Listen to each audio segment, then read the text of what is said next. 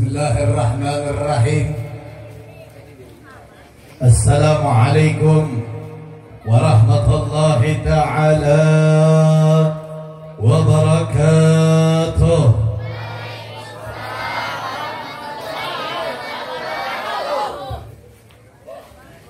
Alhamdulillah, alhamdulillahil qawiyyi sulhanuh al-wadihil burhanuh المبسوط في الوجود كرامه وإحسانه. أشهد أن لا إله إلا الله وأشهد أن سيدنا محمدا عبده ورسوله لا نبي بعده. اللهم صل وسلم وبارك وكرم ومجد وعظم على سيدنا ونبينا ومولانا محمد سيد المعراج سيد الأرض والسماوات صاحب البشرى صلاة تبثرون بها وأهلنا وأولادنا وجميع مشايخنا ومعلمنا وطلبتنا وطالباتنا من يومنا هذا إلى يوم الآخر. سبحانك لا علم لنا إلا ما علمتنا إنك أنت العليم الحكيم.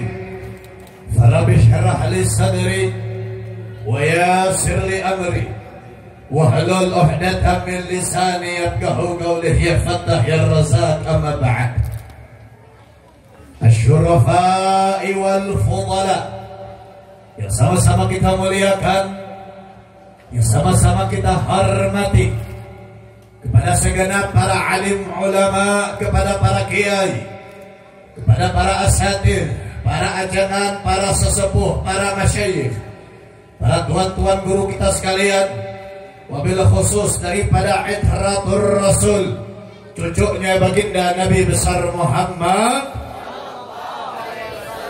Sayyidil Habib Ali bin Abdurrahman Al-Akaf. Begitu pula daripada para habaib yang lain yang hadir pada kesempatan ini malam, yang mohon maaf tidak bisa saya sebutkan namanya satu persatu, tapi demi Allah tidak mengurangi rasa hormat saya kepada guru-guru kita sekalian. Kita doakan mudah-mudahan para ulama-ulama kita, para kiai, para ustadz, para ajangan kita selalu senantiasa Allah panjangkan umurnya, Allah sehatkan jasmani dan rohaninya, Allah berkahkan langkah perjuangan dakwahnya. Amin ya Rabbal. Begitu pula kepada para aparatur pemerintah dari RT, RW, lurah, aparatur keamanan sipil dan juga non-sipilnya, terkhususnya kepada keluarga besar Front Persaudaraan Islam yang ikut hadir mensukseskan acara pada ini malam. Dan salam penghormatan saya sampaikan terkhususnya kepada seluruh jamaah hadirin wal hadirat, muslimin wal muslimat, mu'minin wal mu'minat yang hadir pada kesempatan ini malam, yang berkumpul bersama dari dimulainya acara sampai detik ini. Kita bersama-sama mengagungkan Allah, kita bersama-sama membesarkan Allah, kita bersama-sama memuliakan Allah. Semua angkat tangannya, kita bermunajat meminta kepada Allah. Mudah-mudahan dengan berkahnya Syahrul Mubarak wa Tarikhil Mubarak wa Lailatul Mubarak, tidaklah kita pulang dari ini malam kecuali seluruh dosa-dosa kita diampuni oleh Allah Subhanahu wa Ta'ala. Dosa keluarga kita diampuni oleh Allah, dosa ibu bapak kita diampuni oleh Allah. Di antara kita ada yang sedang sakit, mudah-mudahan Allah angkat penyakitnya. Yang sedang susah, Allah berikan kebahagiaan kepadanya. Yang belum menikah, Allah pertemukan jodoh saleh-salehah. Dan mudah-mudahan dengan berkahnya Syahrul Rajab, syahrul mubarak. Tidaklah Allah jadikan kita meninggal kecuali meninggal di dalam keadaan husnul khatimah. Amin ya rabbal. Alhamdulillah, segala puja beserta puji kita haturkan kehadirat Allah Subhanahu wa ta'ala. Huwallahul ladzi la ilaha illa ghairuh, yang mana dialah Allah yang maha agung, yang maha besar, yang maha perkasa lagi maha berkuasa. Maka jikalau ada yang berkuasa kecuali Allah, itu lemah, tidak daya, dan hanyalah seorang hamba. Dialah Allah yang maha kasih, yang maha rahmat, yang maha bijaksana, yang maha memberikan nikmat kepada kita semua. Dari kita lahir sampai detik ini, begitu banyak karunia nikmat yang telah Allah berikan kepada kita semua. Wabil khususnya Allah memberikan nikmat sehat walafiat, sehingga kita bisa hadir pada ini malam di tempat yang dimuliakan oleh Allah Subhanahu wa ta'ala. Begitupun Allah mengkaruniakan nikmatul Islam, Allah memberikan nikmatul iman, Allah memberikan nikmatul ihsan kepada kita semua, sehingga pada ini malam saudara kita berkumpul di dalam keadaan iman Islam kepada Allah Subhanahu wa ta'ala. Begitupun pada ini malam Allah menganugerahkan, Allah mengkaruniakan daripada a'zam min ni'matillah, paling agungnya nikmat Allah, paling mulianya nikmat Allah, paling besarnya nikmat Allah yang Allah berikan kepada kita, yaitu Allah menjadikan kita semua yang berkumpul pada ini malam, yang duduk pada ini tempat adalah makhluk dan hamba yang dimuliakan oleh Allah Subhanahu wa ta'ala. Alhamdulillah. Saudara, kalian semua yang berkumpul pada ini malam adalah makhluk dan hambanya Allah yang dimuliakan oleh Allah Subhanahu wa ta'ala. Kalian dimuliakan oleh Allah bukan dikarenakan harta yang kalian punya, bukan dikarenakan rumah yang kalian tinggalkan. Sebanyak apapun harta kalian, sebesar apapun rumah kalian, tidak pernah membuat kalian mulia di hadapan Allah Subhanahu wa ta'ala. Bahkan yang namanya pangkat, yang namanya jabatan, yang namanya tahta tidak pernah membuat kalian mulia di hadapan Allah. Nah, pangkatnya seorang RT, seorang RW, seorang lurah, seorang camat, bupati, gubernur, anggota DPR, sekalipun jabatannya seorang presiden, pangkat tidak pernah membuat kita mulia di hadapan Allah. Bahkan sekalipun jabatannya Anda seorang ulama, pangkat Anda seorang kiai, pangkat Anda seorang ustaz, tiap tahun bolak-balik pergi haji, tidak menjamin pangkat tersebut mulia di hadapan Allah Subhanahu wa ta'ala. Loh, Beb, kok bisa begitu, Beb? Kami umat Islam yang hadir pada ini malam, kami cinta kepada para ulama, kami cinta kepada mereka karena mereka itu mulia. Maka jawaban saya, saudara, seorang ulama itu mulia. Bahkan seorang ulama wajib kita muliakan, wajib kita agungkan. Tapi ulama yang macam apa dulu? Kiai yang seperti apa dulu yang harus kita muliakan dan jangan sampai kita muliakan? Karena maaf saudara, zaman sekarang kalau mau jadi ustaz, mau jadi kiai, mau jadi ajaran, mau jadi ulama, nggak harus pondok pesantren, nggak harus belajar agama. Tukang judi, tukang zina, tukang mabuk, kalau pakai gamis, pakai sorban, pakai imamah dipanggil kiai badeka mana? Itu zaman sekarang saudara. Mau jadi ulama gampang. Makanya itulah kenapa banyaknya ulama karbitan, banyaknya ustadz-ustadz gadungan. Dan ini sesuai dengan sebuah syair dalam kitab Safwatul Zubat. Di syair yang ke-8 disampaikan, waqala fi syair, fa'alimun bi'ilmihi lam ya'malan mu'adzabun min qabli ubadil wathan. Fa'alim, seorang ulama, bi'ilmihi, dengan ilmunya dimuliakan oleh Allah Subhanahu wa ta'ala. Tapi sayang, ilmu tersebut lam ya'malan, tidak diamalkan, tidak dikerjakan, tidak didawamkan. Bahkan banyak di zaman sekarang ulama-ulama yang bukan menghidupkan agama, tapi mencari hidup di dalam agama. Mereka bukan mensyiarkan Allah, mereka bukan mensyiarkan Nabi, tapi mereka mencari kesenangan di dalam agama. Maka apa yang terjadi, saudara, kepada ulama seperti itu? mu'adzab min qabli ubadil wathan, akan diazab oleh Allah sebelum orang-orang yang menyembah berhala. Na'udzubillahi min. Tapi tadi saya bilang, sama sekarang nih banyak ulama karbitan, saudara. Ini sebuah fakta, bukan hanya omong kosong belaka. Nggak usah jauh-jauh. Di Jawa Barat, saudara, di kota Bandung sana, ada seorang yang katanya ulama, katanya kiai. Dia punya pondok pesantren, besar pondoknya, santrinya banyak. Tapi sayang, santriwatinya diperkosa secara bergilir, saudara. Na'udzubillahi min. Saya tanya jawab yang kompak. Ada ulama tukang cabul, ulama seperti itu muliakan atau jangan? Kiai tukang cabul, kiai seperti itu muliakan atau jangan? Namun di kampung kiai ulama kos itu cekek leher lebih kapain, saudara. Na'udzubillahi min. Terus kalau bukan karena harta, kalau bukan karena tahta, pangkat, derajat, lalu kita ini dimuliakan oleh Allah karena apa? Maka jawabannya di dalam Al-Quran, yaitu Allah Subhanahu wa ta'ala berfirman, wa qala Allah ta'ala, qul bi fadlillahi wa birrahmatihi wa bidzalika falyafrahu. Yang artinya, qul, katakanlah, bi fadlillah, dengan kemuliaannya Allah, wa birrahmatihi, dan kasih sayangnya Allah, wa bidzalika falyafrahu, dengan kedua perkara tersebut, falyafrah, bergembiralah kalian, berbanggalah kalian, bersenang-senanglah kalian dengan kedua perkara yang Allah telah berikan kepada kita semua. Yang pertama adalah fadlullah. Kita kalau mau bahas fadlullah, kemuliaan Allah itu banyak. Allah ciptakan surga dengan nikmatnya, itu kemuliaan Allah.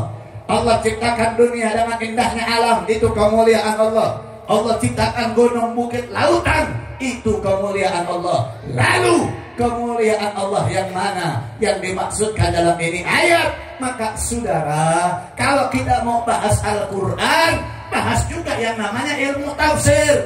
Apa ilmu tafsir? Ilmu tafsir adalah sebuah ilmu untuk menerangkan intisari ataupun makna setiap firman-Nya Allah Subhanahu wa ta'ala.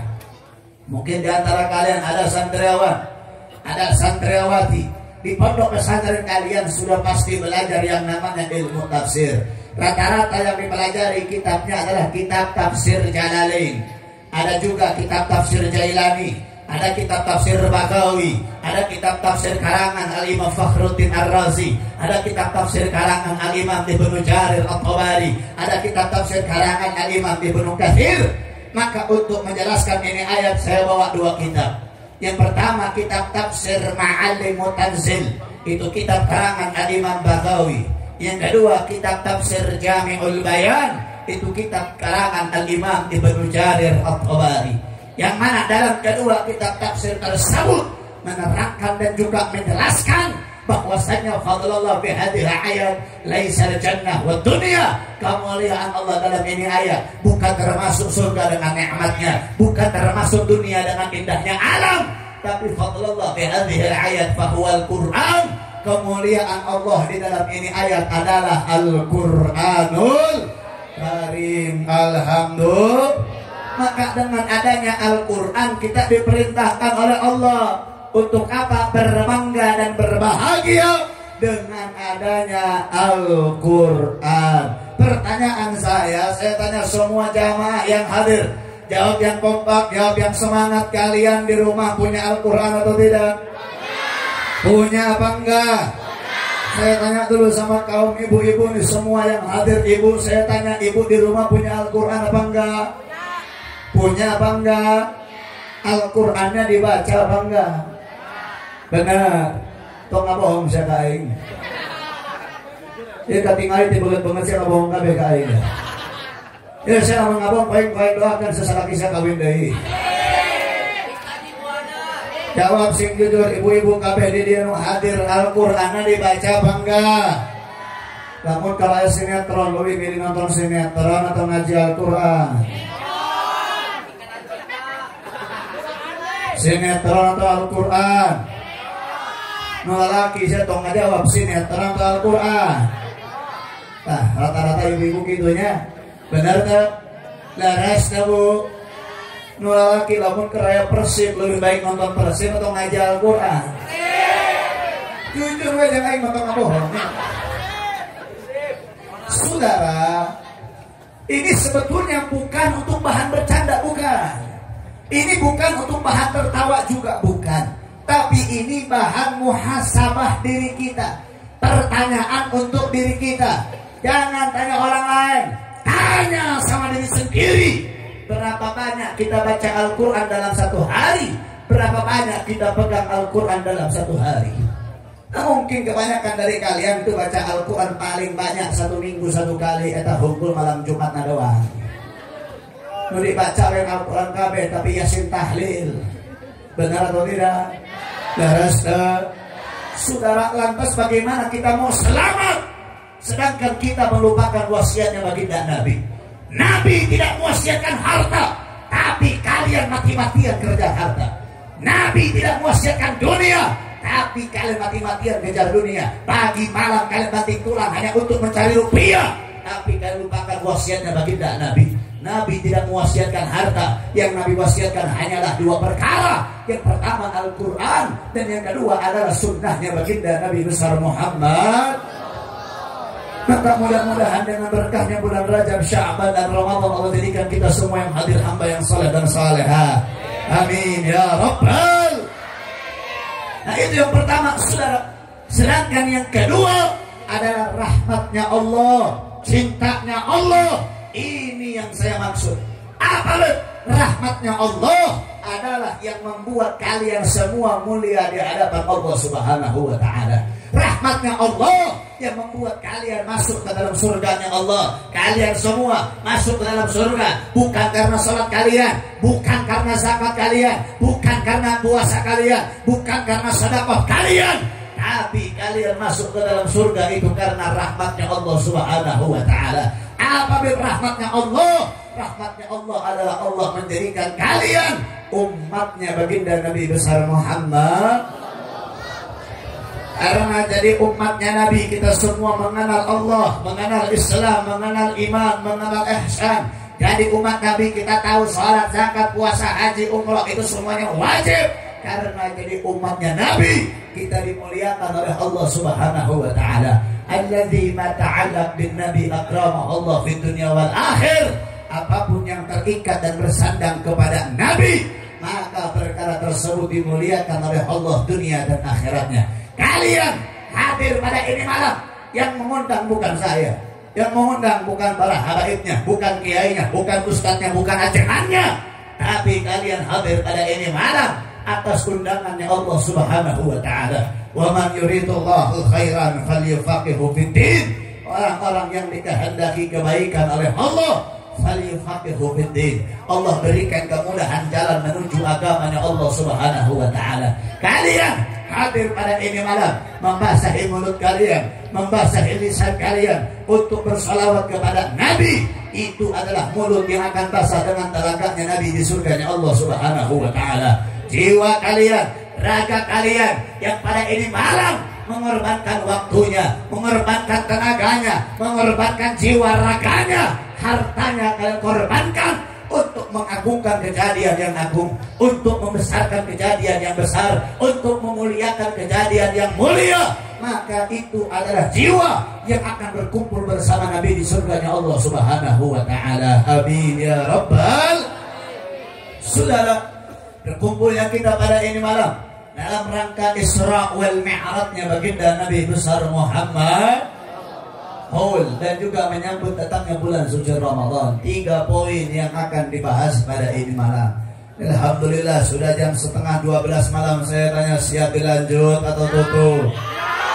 Lanjut atau tutup?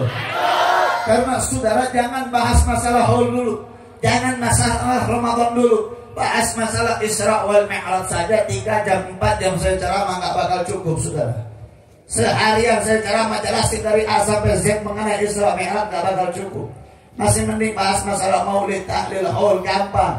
Bahas masalah fikih, akidah, bahas masalah nahwu shorof gampang. Tapi kalau sudah bahas masalah Isra wal Mi'raj, ini dari kanan panggung, kiri panggung, depan belakang, ini panggung dari wadah. jadi tempat untuk menerangkan kejadian Isra wal Mi'raj, jadi tempat untuk menampung kitab-kitab yang menjelaskan Isra wal Mi'raj di panggung gak bakal cukup.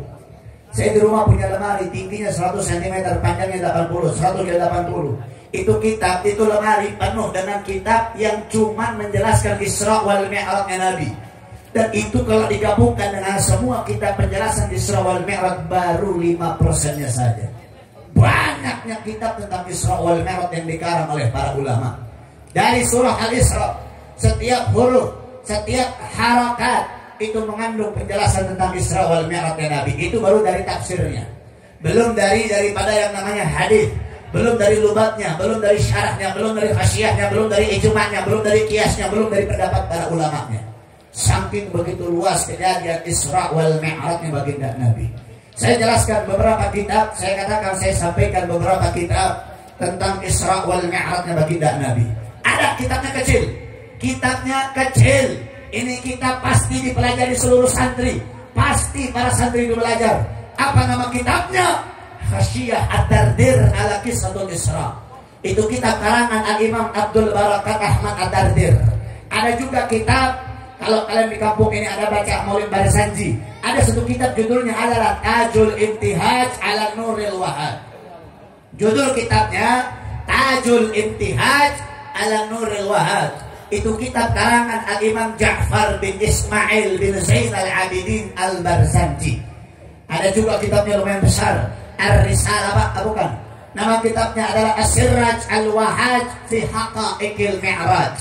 Itu kitab karangan Al-Imam Abu Ishaq Muhammad ibn Ibrahim An-Nu'mani Asy-Syafi'i, salah satu daripada muridnya Imam Asy-Syafi'i. Ada juga kitab Al-Mi'raj. Al-Mi'raj itu kitab karangan Al-Imam Abdul Karim Abu Qasim Al-Qusairi. Ada juga kitab namanya sama, yaitu Ar-Risalah fil Mi'raj. Ar-Risalah fil Mi'raj itu kitab karangan Al-Imam Muhammad ibn Ali Abu Hasan Al-Lakhmi. Ada juga kitab Al-Ayatul Kubra fi Syarah Qissatul Isra. Itu kitab karangan Al-Imam Asyuti. Ada juga kitab karangan Sayyidil Habib Muhammad bin Alwi bin Abbas Al-Maliki. Kalau kita semua mengenalnya Abuya Al-Maliki. Beliau mengarang kitab tentang Isra wal Mi'raj. Judul kitabnya adalah Anwarul Bahiyah fi Qissatul Isra Khairil Bariyah. Maka ketika ini malam saya jelaskan Isra wal Mi'raj, dalilnya, rujukannya kepada kitab-kitab yang saya sebutkan tadi. Karena kenapa saudara? Isra wal Mi'raj ini harus dijelaskan dengan dalil, bukan dengan akal saja. Dengan dalil itu harus dijelaskan. Karena kalau dengan akal itu nggak bakal bisa, saudara. Nggak bakal bisa kita menjelaskan Isra wal Mi'raj hanya dengan akal saja. Begitupun sebelum kita kaji mengenai Isra wal Mi'raj, kita harus tahu kapan, tahun berapa Nabi diberangkatkan Isra wal Mi'raj. Pada tahun Nabi diberangkatkan Isra wal Mi'raj, tahun tersebut diberikan julukan Ammul Huzun ataupun tahun kesedihan. Kenapa dinamakan tahun kesedihan, Bib? Karena ada dua sebab. Sebab yang pertama, buka kitab tarikh karangan Al-Imam Ibnu Jarir At-Tabari. Dalam kitab tarikh itu disampaikan bahwasannya dari zaman sebelum Nabi sampai zamannya Nabi, sampai zaman Sayyidina Abu Bakar, umat Islam itu tidak punya penyebutan tahun. Tahun itu baru ada penyebutannya di zaman Sayyidina Umar bin Khattab, yang mana Sayyidina Ali berdiri menyampaikan bahwasannya tahun umat Islam dimulai ketika Nabi hijrah dari Mekah ke Madinah. Makanya tahun umat Islam dinamakan tahun Hijriah. Itu sebabnya, saudara. Jadi di zaman Nabi, tahun itu dinamakan sesuai kejadian terbesar yang terjadi pada tahun tersebut. Contoh apa? Kita tahu semuanya Nabi dilahirkan pada tahun yang disebut dengan Ammul Fil ataupun tahun gajah. Kenapa dinamakan tahun gajah? Lianna Malikul Habasyah ja'ila Makkah lihadmil Ka'bah. Karena Raja Habasyah datang ke kota Makkah bertujuan untuk menghancurkan Ka'bah. Belum sampai Ka'bah, baru depan pintu Makkah Allah kirim burung ababil, bawa kerikil dari Jahannam, sehingga seluruh pasukan orang-orangnya hancur berantakan. Sehingga makanya itu tahun dinamakan tahun gajah. Dulu juga ada namanya Sanatul Amri ataupun tahun perintah. Kenapa dinamakan tahun perintah? karena pada tahun tersebut Nabi diperintahkan oleh Allah untuk memerangi orang kafir Quraisy, ataupun itu kejadian disebut dengan kejadian Fathul Mekkah, pembebasan kota Mekkah dari orang-orang yang menyembah berhala.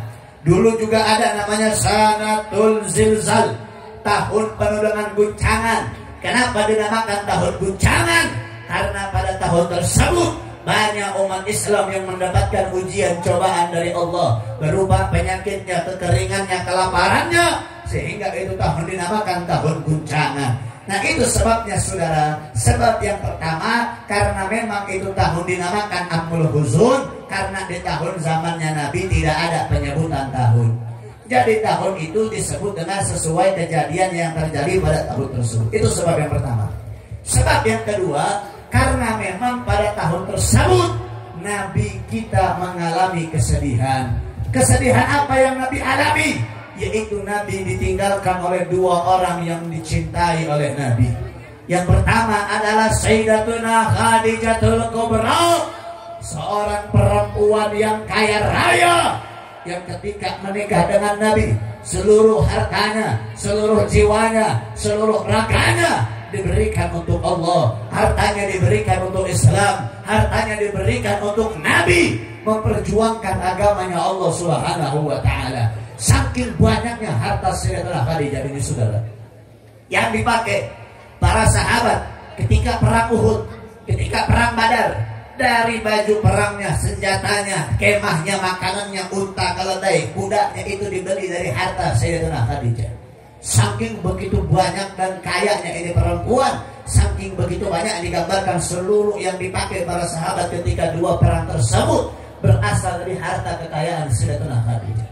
Dan ada satu hal yang menarik, Sayyidatina Khadijah ini seorang perempuan yang tidak pernah mau mengeluarkan hartanya untuk dirinya pribadi.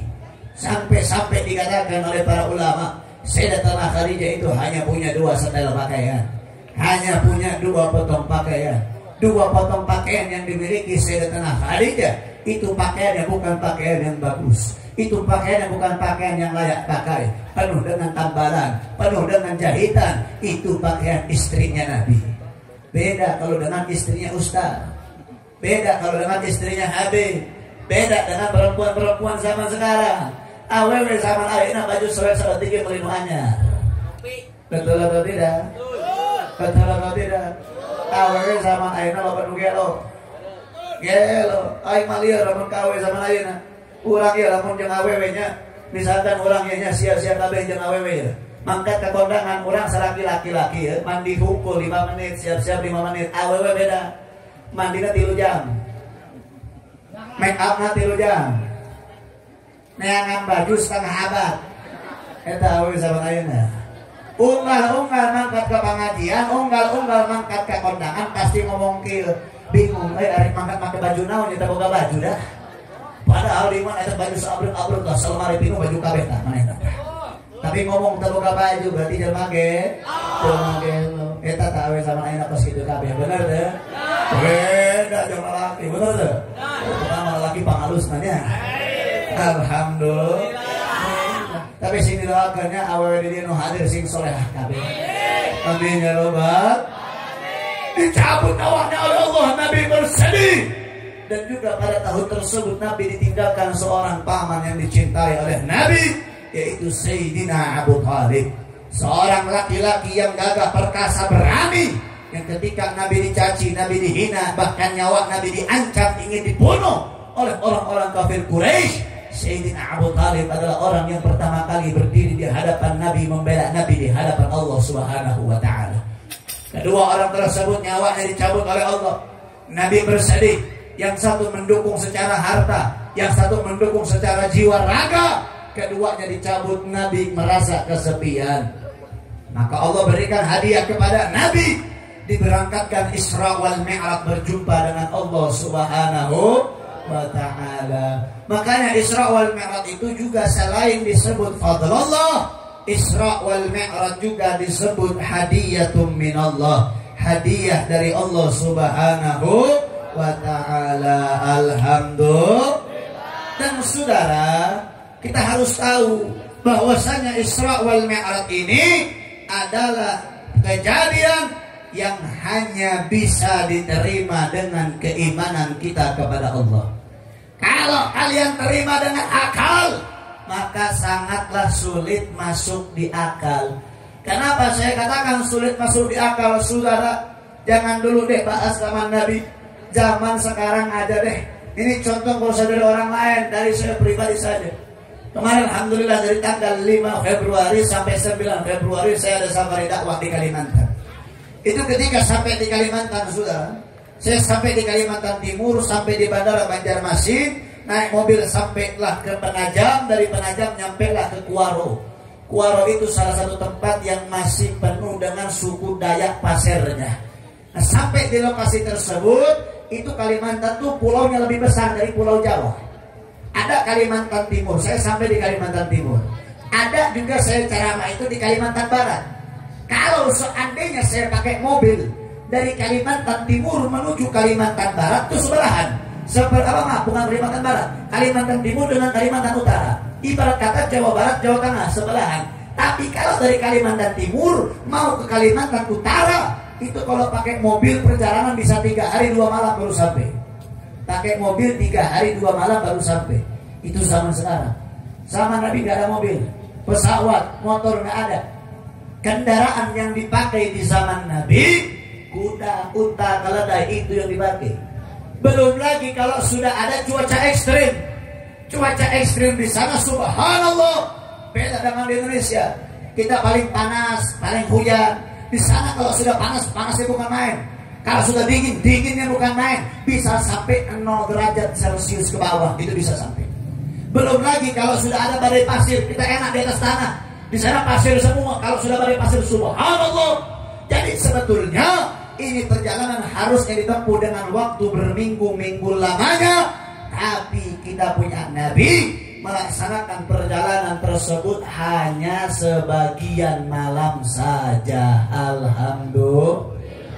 Ingat, saya katakan sebagian malam, bukan 1 malam. Saya katakan sebagian malam, bukan 1 malam. Karena banyak nih yang salah tanggap. Ada yang bilang Nabi Isra Mi'raj 1 malam, itu salah. Karena yang paling betul Nabi Isra wal Mi'raj itu hanya sebagian malam. Dalilnya mana, Beb? Dalilnya ada 2. Ada dari Al-Quran, ada dari hadis. Kita bahas dulu dari Al-Quran. Yang mana Allah Subhanahu wa ta'ala berfirman, wa qala Allah ta'ala, subhanalladzi asra bi'abdihi lailan minal masjidil haram ilal masjidil alladzi barakna. Nanti tadi saya bilang di awal, setiap huruf, setiap harokat mengandung penjelasan tentang Isra wal Mi'rajnya Nabi. Dari awal ayat subhanalladzi sampai Masjidil Aqsa itu ada sebuah ayat yang berbunyi lailan. Nah, kalau orang yang belajar nahwu, shorof, tasrif, jurumiyah, alfiyah, insyaallah nggak usah saya jelasin juga pasti udah paham. Kita ambil lailan, kalimat lailan kita ambil. Kalau ada papan tulis ini anak. Lailan asluhu min isim lail. Lailan itu beraslikan isimnya lail. Lail itu artinya malam hari. Berubah menjadi lailan. Kenapa bisa berubah? Itu ada isim yang masuk kepada sebuah isim. Jadi lail itu aslinya lail. Lail itu bisa masuk isim di awal, bisa masuk isim di akhir. Kalau masuk isim di awal namanya ismun nakirah. Isimnya isim nakirah. Pakailah alif lam, maka menjadi al-lail. Sedangkan kalau al-lail itu artinya 1 malam. Allah nggak pakai al-lail, Allah nggak pakai alif lam. Allah juga nggak pakai lail. Yang Allah pakai lailan. Lailan itu ada tanwin di akhirnya. Itu tanwin bukan hanya sebagai tanda baca masuk ke huruf mim, tapi itu tanwin punya tujuan. Apa tujuannya? Yaitu qasirul ma'nal isim, memotong kadar makna dari sebuah isim.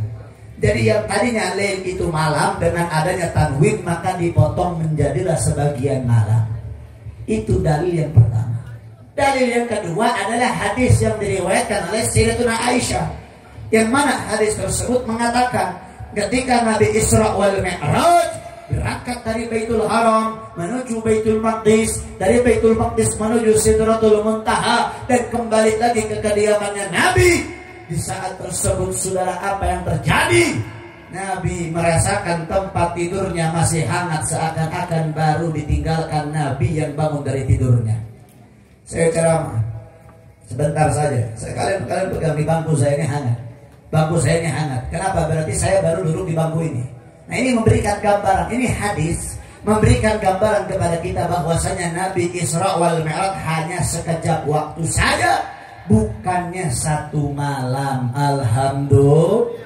Tapi dengan ini hadis timbul dua persepsi, timbul dua pendapat. Ada yang berpendapat Nabi Isra wal Mi'raj itu dengan ruh dan juga jasad, komplit ruh jasad ikut semua. Tapi ada juga yang berpendapat Nabi Isra wal Mi'raj hanya dengan ruhnya saja. Kalau yang berpendapat Nabi Isra wal Mi'raj dengan ruhnya saja, maka jawabannya iya budak ngaji nacan khatam. Tafsir nakar ngaji tafsir hees wae tah. Namun jelema ngomong Nabi Isra wal Mi'raj dengan ruhnya saja. Karena saudara begini, yang paling betul Nabi Isra wal Mi'raj dengan ruh dan jasad. Kalau Nabi Isra wal Mi'raj dengan ruhnya doang, maka mungkin Allah bakal berfirman begini, Subhanalladzi asra birruhihi, dengan ruhnya. Kalau lagi ada yang bilang Nabi Isra wal Mi'raj jasadnya doang, ruhnya ketinggalan, mungkin Allah bakal berfirman Subhanalladzi asra bil mayyitihi, dengan mayitnya. Tapi Allah nggak pakai bil mayyitihi, Allah nggak pakai bil ruhihi, yang Allah pakai bi abdihi. Asluhu min isim abdun, yang aslinya isimnya abdun. Abdun itu seorang hamba, punya ruh, punya jasad. Coba saya tanya, ada nggak yang malam hari ini hadir jasadnya doang, ruhnya nggak ada, tinggal disolatin kalau jenazahnya doang? Betul? Coba saya tanya, ada nggak yang hadir ruhnya doang, jasadnya dari kuburan? Atau nggak jasadnya dari rumah? Jasadnya ada di rumah lagi tidur, yang jalan ke sini hadir ruhnya doang. Wallahu a'lam bi.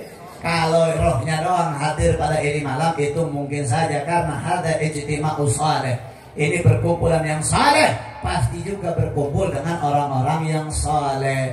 Ruh-ruh orang saleh pasti hadir bersama kita semuanya. Amin ya rabbal alamin. Tapi sudah pasti kalian hadir pada ini malam punya ruh, punya jasad. Maka seorang menyaksikan dalam keadaan nyata, bukan dalam keadaan mimpi. Maka ini menjadi dalil Nabi Isra wal Mi'raj dengan ruh juga jasad. Alhamdulillah. Kira-kira sampai sini jelas atau tidak? Jelas apa enggak? Lanjut. Insya saya tanya, Nabi Isra wal Mi'raj itu pakai kendaraan. Kendaraannya apa? Kendaraannya apa? Kalau kalian bilang Nabi Isra wal Mi'raj pakai buruk, maka jawabannya betul, tidak salah, tapi kurang tepat. Karena ulama yang berpendapat Nabi Isra wal Mi'raj pakai buruk, ulamanya sedikit, dan itu pendapatnya lemah. Sedangkan kita umat Islam mengikuti al-masyhur wal jumhur, mengikuti pendapat yang paling banyak, yang mana ulama ahli tafsir, ulama ahli hadis sepakat Nabi menggunakan buruk hanya ketika Isra-nya saja, baru Nabi pakai buruk. Kalau ketika Mi'raj Nabi nggak pakai buruk, saudara. Lalu apa bedanya Isra sama Mi'raj? Isra itu perjalanan dari Baitul Haram menuju Baitul Maqdis, yang lurus itu disebutnya Isra. Kalau Mi'raj dari Baitul Maqdis menuju Sidratul Muntaha, itu disebutnya dengan Al-Mi'raj. Jadi kalau Isra itu lurus, Mi'raj itu naik. Dan Nabi menggunakan buruk hanya ketika Isra. Ketika Mi'raj Nabi nggak pakai buruk. Terus kalau nggak pakai buruk, Nabi naiknya pakai apa? Maka jawabannya, Nabi ketika Mi'raj, ia menggunakan Mi'rajnya itu sendiri. Tapi apa Mi'raj itu? Maka disampaikan, dijelaskan oleh para ulama, Al-Mi'raj huwa sulamur rabbani alladzi alaihi uruju ila sama. Mi'raj itu adalah sulamur rabbani, tangganya Allah yang Allah ciptakan khusus untuk baginda Nabi berjumpa dengan Allah Subhanahu wa ta'ala. Alhamdulillah. Tangganya kayak bagaimana, Bib? Wallahu a'lam bishawab. Singkat cerita, Nabi sampailah di langit yang pertama. Nabi berjumpa dengan Nabi Adam alaihi. Ketika Nabi jumpa dengan Nabi Adam menyambut kedatangan Nabi. Ni'mal maji uja, semulia-mulia tamu telah datang, seagung-agungnya tamu telah datang. Dan Nabi Adam kembali menyambut, marhaban bi khalifatul saleh min ibni saleh. Selamat datang anak pemimpin yang saleh dari anak keturunanku yang saleh. Ini Nabi Adam memuliakan baginda Nabi besar Muhammad. Saya tanya umat Islam yang hadir, jawab yang semangat. Kita punya Nabi mulia atau tidak? Kita punya Nabi agung atau tidak? Kita punya Nabi besar atau tidak? Saya tanya lagi, umat Islam yang hadir siap memuliakan Nabi? Siap mengagungkan Nabi? Siap membesarkan Nabi? Betul? Takbir! Subhanallah. Di zaman sekarang banyak orang yang ngaku cinta sama Nabi, tapi kurang ajar sama Nabi, nggak punya akhlak sama Nabi. Subhanallah. Sudah, ini kemarin saya lihat ada satu video seorang ustaz penceramah dari kondang. Mungkin ustaznya juga orang Sunda karena ceramahnya itu bahasa Sunda. Ini ustaz, subhanallah. Ini mungkin, ini menurut saya, ini ustaz ini dulu waktu mondok 2 bulan 3 bulan kabur dari pondok jadi kiai, kabur dari pondok jadi ulama, ngajinya nggak selesai. Saudara, apa yang dia bilang, saudara? Subhanallah. Ada 2 poin yang menjadi masalah bagi saya dan mungkin umat Islam. Apa permasalahannya, Bib? Yaitu ketika menjelaskan Isra wal Mi'rajnya baginda Nabi besar Muhammad, dia bilang begini, saudara.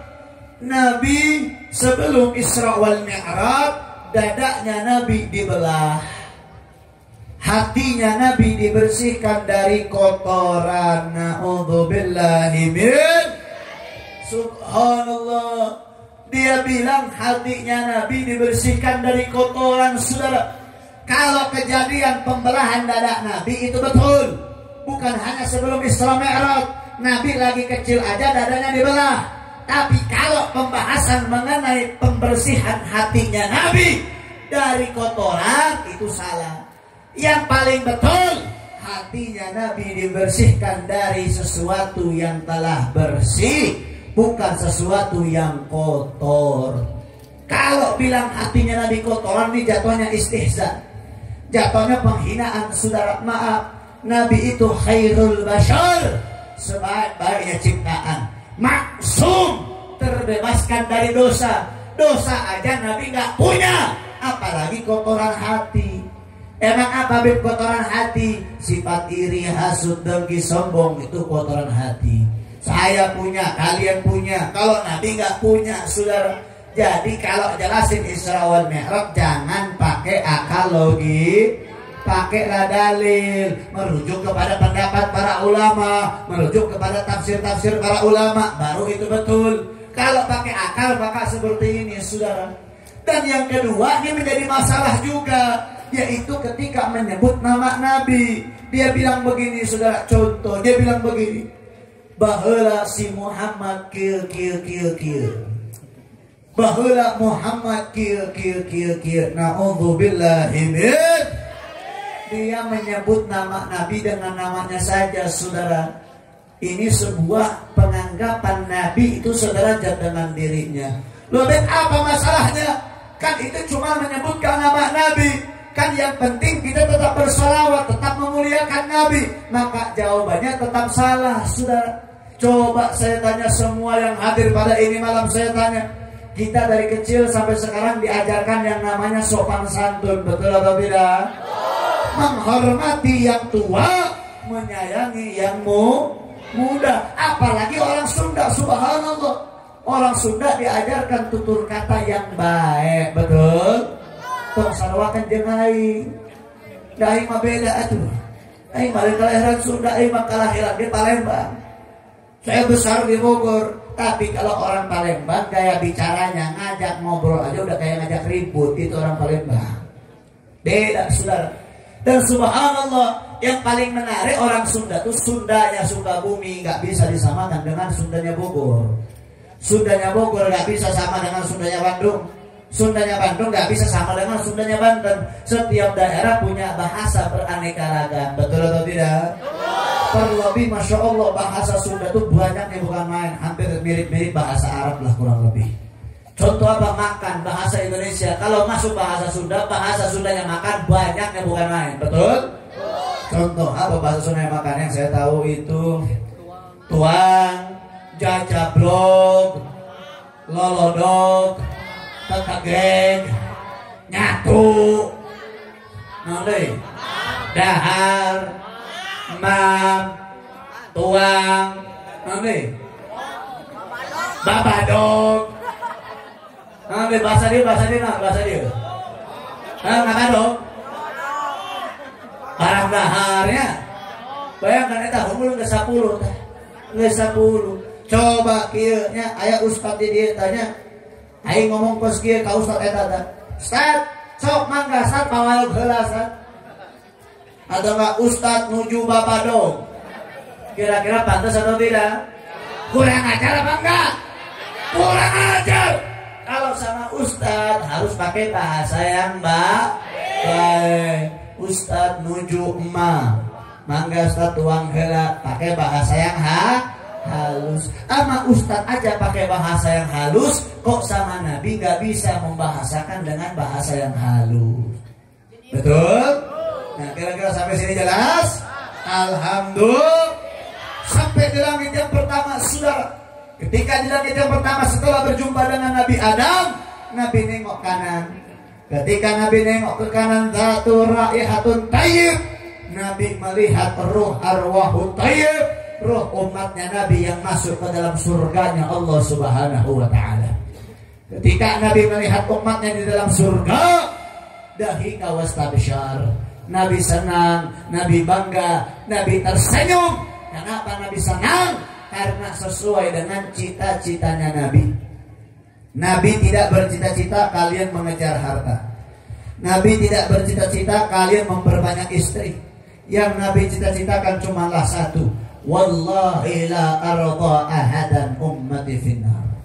Demi Allah aku tidak ridha, kata Nabi, satu umatku masuk ke dalam nerakanya Allah Subhanahu wa ta'ala. Itu cita-citanya Nabi. Maka mudah-mudahan kita yang hadir pada ini malam termasuk orang-orang yang dicita-citakan oleh baginda Nabi, termasuk golongan ashabul yamin yang masuk dalam surganya Allah Subhanahu wa ta'ala. Amin ya rabbal. Sebaliknya saudara, ketika Nabi nengok ke kiri, hazina wa baka, Nabi sedih, Nabi nangis.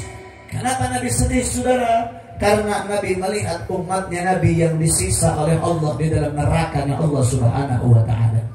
Lalu gimana ceritanya?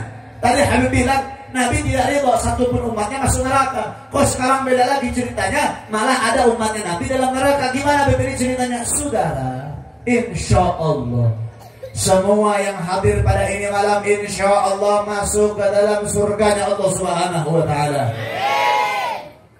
Tapi satu acan sia asup ke surga diseseuheula di neraka. Sakumaha sia loba dosa sakitu lila sia di neraka. Matakna entong ngalobakeun kana dok, lobakeun amal ibadah, abe asup ka surga. Amin ya rabbal. Ketika Nabi melihat umatnya Nabi dalam neraka, Allah berikan pemandangan kepada Nabi.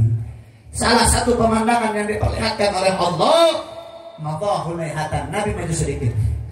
Fa idza bi aqinatin 'alaiha lahmun musyarrah lam yaqrabu ahadan. Nabi melihat ada satu nampan yang isinya daging yang segar, daging yang nikmat, jamuan-jamuan makanan yang nikmat. Tapi sayang, lam yaqrabu ahadan, tidak ada satupun umat Nabi yang mendekati nampan tersebut. Sedangkan di depannya Nabi melihat fa idza bi akhuinatin 'alaiha lahmun qad arwaha wa ankan. Nabi melihat ada satu nampan yang isinya daging busuk, daging yang busuk, daging yang bau, daging yang mengeluarkan belatung hewan-hewan. Tapi sayang, banyak umat Nabi yang makan daripada nampan tersebut. Na'udzubillahi min. Ibarat kata begini, ada minuman yang enak tapi nggak diminum, air yang kotor malah diminum, masuk akal atau tidak? Wajar apa enggak? Enggak wajar, saudara. Nabi bertanya kepada malaikat Jibril, ya Jibril, man haula? Wahai Jibril, siapa mereka? Maka dijawab oleh malaikat Jibril, ya Rasulullah, haula min ummati yatrukunal halal wa ya'tunal haram. Wahai Rasul, mereka adalah umatmu yang ketika hidup di dunia, yang halal ditinggalkan, yang haram malah dimakan. Na'udzubillahi min. Saya tanya, jawab yang kompak zaman sekarang, yang halal dibuang, yang haram dimakan, banyak atau dikit? Banyak atau dikit? Banyak, saudara. Contoh. Ada orang laki-laki yang bertani, bertani pisang, nanya. Jual pisang, sok we dahar tong ditahan gitu atuh. Dahar we. Jualan pisangnya ke pasarnya, pisang dijual ke pasar, menang duitnya halal apa haram? Halal apa haram? Halal. Diberi ke pamajikan nabi halal apa haram? Halal apa haram? Si pamajikan geus boga nu halal, kalah nyokot nu haram, minjem ka Bang Emo. Coba di dia aing nanya di kampung wilayah Bang Emo. Ayat teh. Loba. Subhanallah. Coba saha nu minjem ka Bang Emo, angkat leungeun. Solehah kabehnya. Biasana lamun minjem ka Bang Emo teh ibu-ibunya. Solehah kabeh ibu-ibu di dieu tara minjem ka Bang Emo euy. Subhanallah, ya soleha bang, ngaku-ngaku soleha ya pura-pura harapan aing. Coba ibu dini sama aing nanya, bu minjem ka Bang Emok halal apa haram? Halal apa haram? Geus nyaho haram ku ngaku sia cokot. Apa butuh? Lain butuh lain kepaksa oge, tapi lantaran hirup sia kurang bersyukur. Panasan nyaho panasan. Ningali tetangga boga acup nu anyar, hayang meuli acup nu anyar. Ningali tetangga meuli acup, meuli motor nu anyar, hayang deui meuli motor. Teu boga duit kajeun, nu pinter minjem halal we ka Bang Emo. Na'udzubillahi min. Subhanallah, saudara, di zaman sekarang yang kayak begitu banyak atau dikit? Banyak atau dikit? Saya tanya lagi, ibu-ibu semua jawab yang kompak. Bang Emo haram karena riba, saudara. Saya tanya, riba itu bukan hanya di Bang Emo, bank keliling, bank negeri, bank swasta, apapun yang ada riba maka itu haram. Geus we nya didoakeun ku aing saha wae nu nginjem ka Bang Emo sing dilunaskeun hutangna ku Allah. Nu amin berarti nu nginjem. Kecebak sia ku aing ya. Tadi mau ngaku tapi ku aing doakeun sia ngaku. Subhanallah. Itu contoh yang pertama, ada yang haram, ada yang halal, malah ngambil yang haram. Saya tanya lagi, nikah halal apa haram? Nikah halal apa haram? Kalau nikah lagi halal apa haram? Nikah lagi halal apa haram? Halal. Kadang-kadang coba nolaki heula. Lalaki jawab sing tarik, jawab sing semangat. Kalau nikah lagi halal apa haram? Halal apa haram? Halal. Sepakat? Sepakat. Saya tanya yang perempuan, namun salakina ke nikah deui, langan nikah deui nya halal apa haram? Haram. Hah? Haram. Kelos ya halal haram digabungkeun. Pilih hiji, halal apa haram? Awewe halal apa haram? Haram. tekaci saya terima aing. Nah, saya maksudnya ya. Nu ngaranna nikah deui hukumna kalau ada. Kalau adil lamun tak adil halal apa haram? Haram bu, lamun salaki nari nikah ditong dilarang budak halal hukumna. Tuh bisa diharamkan tekaci bu, sia halal haram haram. Tuh bisa halal diharamkan benar. Subhanallah. Coba saya tanya nih, yang perempuan saya tanya, kalau suaminya nikah lagi mau apa enggak? Mau apa enggak? Enggak. Oke, saya tanya yang laki-laki, saya tanya semua jawab yang kompak, mau nikah lagi apa enggak? Mau nikah lagi apa enggak? Tapi awalnya tengizinan kumaha ya? Ya, aing bere nyaho. Kalau laki kabeh tinggalikeun aing sia dengekeun aing. Baik bere cara kasihannya. Belajar sia ka aing ya. Tinggali aing dengekeun aing. Rukun pernikahan ada deh. Yang pertama mempelai laki-laki, kedua mempelai perempuan, betul? Yang ketiga wali, keempat saksi, yang kelima ijab gong. Nah, eta rukun pernikahan ngan 5 hungkul. Rukun pernikahan izin istri pertama eueuh. Bener ya? Arek sia boga pamajikan teu ngizin ge aja. Da eta mah teu ngagugurkeun karena kewajiban, bener? Terus dengekeun aing, lebih baik minta maaf daripada minta izin. Soalnya lamun saya minta izin tapi kapan mau diizinan. Tapi lamun saya minta maaf nya geus kumaha deui atuh geus terlanjur euy. Tingali banget awalnya geus merang kabeh aing. Lo Laskar tolong ya anak mati ya kawal aing ya. Sieun aing dikerumut ke awalnya dia diserang aing. Ya kadang ya Habib Ali ngademo di demo ya. Geus tahun hareup pangundang di Habib Riza bahaya teh gara-gara mana salaki aing nikah deui cicing-cicing deui. Subhanallah. Lanjut apa jangan? Lanjut apa jangan? Betul? Coba saya tanya yang perempuan nanti kalau punya suami, yang udah punya suami atau yang belum punya suami, suaminya pengen nikah lagi, boleh apa jangan? Kalau jangan, nggak apa-apa, itu hak asasi manusia, betul? Dan manusia punya hak dilindungi undang-undang, betul? Bu, namun saya buka salaki, bung nikah deh, caranya bu, arek ngomong. Arek ngomong.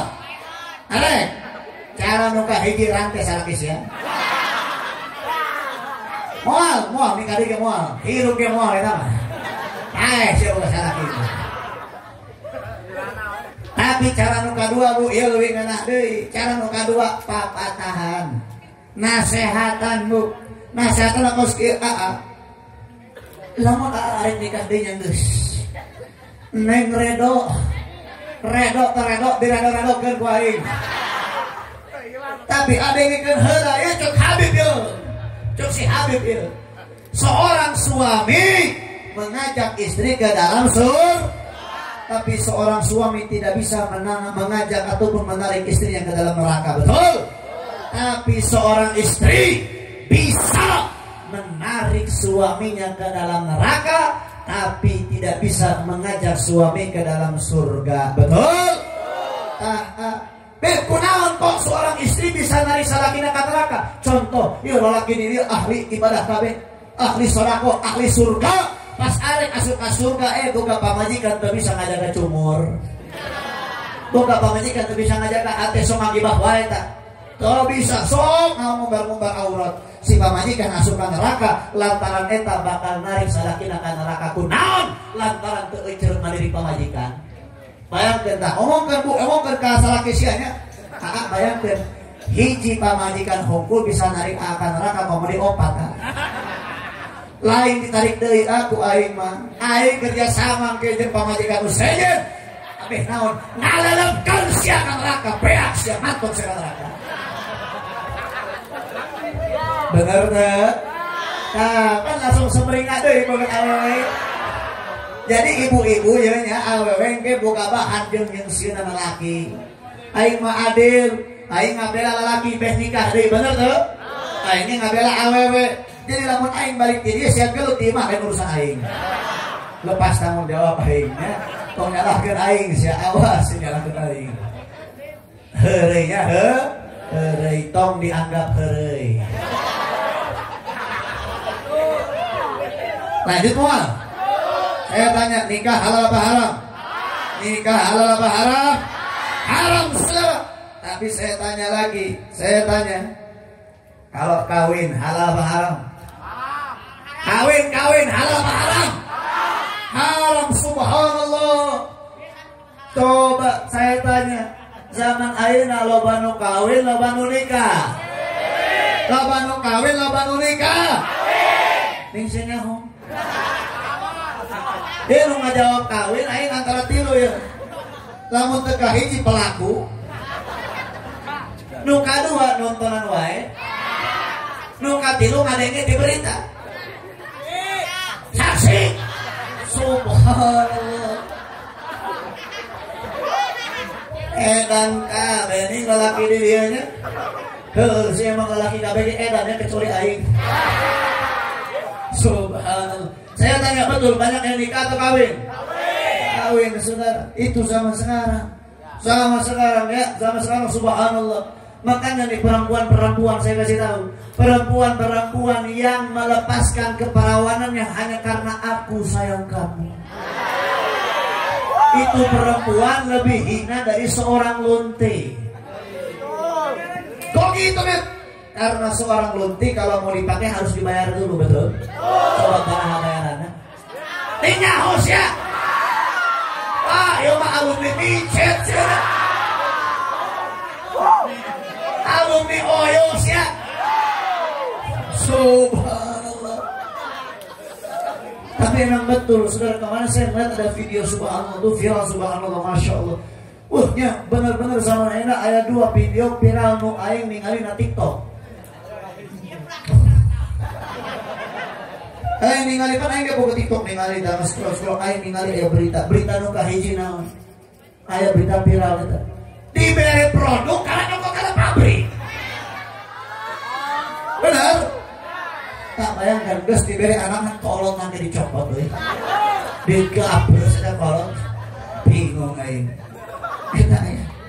Aya nu kadua naon berita viral oge kamari tanya.